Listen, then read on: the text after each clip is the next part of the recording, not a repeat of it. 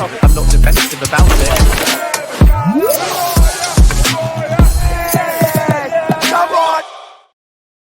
Yes, people, what's happening? Welcome back to the channel. Welcome to another match reaction. First things first, guys, smash the like, subscribe if you're new around here. 10 subscribers away from 16k. So please hit that subscribe button if you haven't done so already. And it finished Legia Warsaw 0, Chelsea 3 in the first leg of the Conference League quarter-final. Tie over, job done. Semi-finals, here we come. And do you know what? I know it's cliche, but it really was a game of two halves. Maresca made a number of changes to the lineup. Nkunku started again down the middle. There was no Jackson. We had Tyreek George coming into the lineup. Cole Palmer started. Dewsbury Hall made back-to-back starts. It was him and Reece James in midfield. We had Tosin at the back with Badia Shield. Gusto at left back. Action Pong at right back. You know, there were a number of changes. Enzo and Caicedo on the bench. Big positive that both of those guys had 90 minutes of rest. Jackson as well, having rest, although he's just come back from injury, so whether that was a good thing or not, I'm not too sure. We got minutes for the academy boys. Madueke with two goals from the bench as well. Really positive impact. So, yeah, all in all, it was a positive night. But it certainly didn't have that feel during the first half, because that first half was shocking. It was so boring. You know, at the end of the first half, we created a couple of opportunities. But there was just nothing happening. There was just nothing happening at all. We were way too predictable. There was lots of possession with no end product, loads of sideways passing, backwards passing, nothing penetrative going forwards. And we really struggled. And I just don't get why this keeps happening in the first half of matches.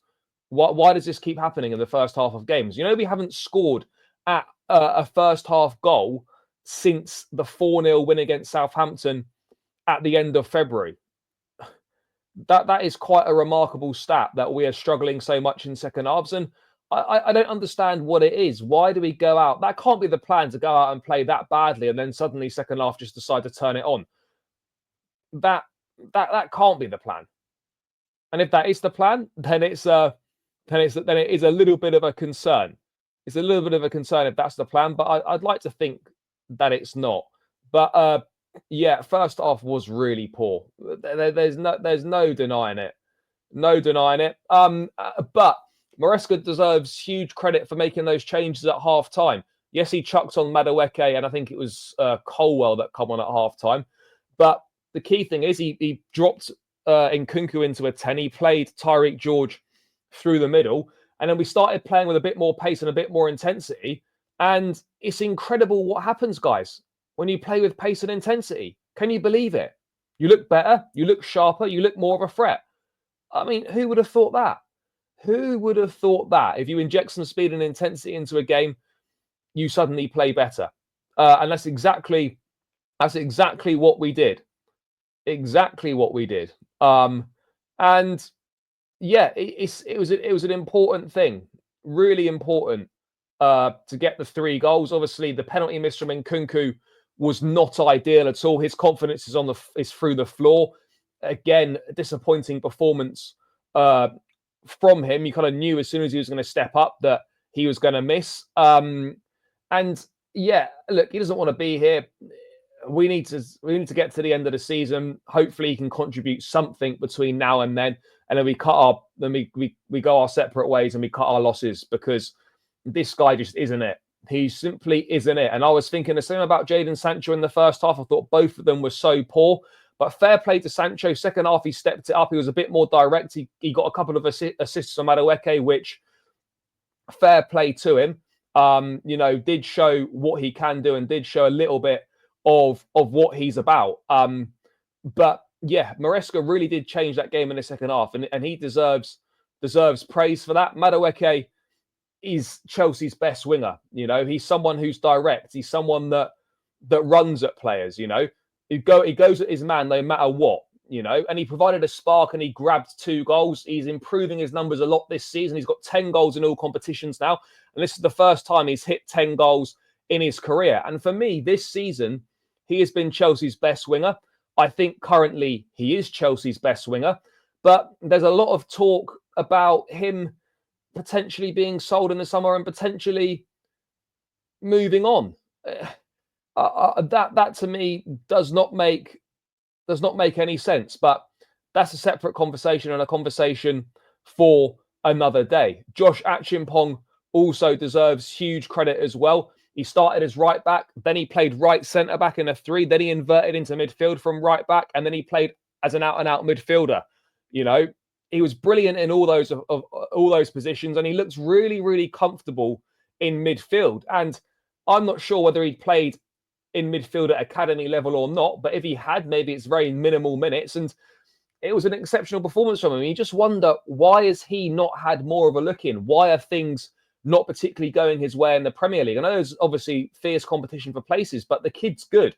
You know, the kid deserves an opportunity. So I would like to see him get more of a chance and start Premier League games between now and the end of the season. I understand there's a lot at stake right now, and it could be a big gamble to do so. But I think the guy's ready, and I think he's good enough. You know,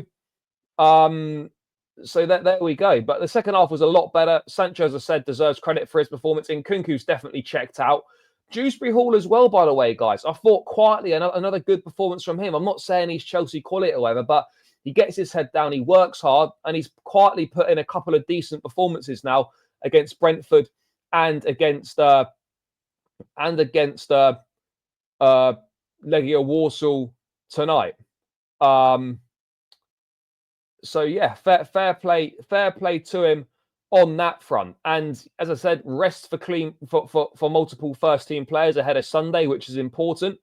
And yeah, I think we can be very happy overall with what we've seen. It's just a concern that we have to watch so many boring first halves like that at the moment, and then we obviously step things up in the second half. And we could just get a bit more of a complete performance for as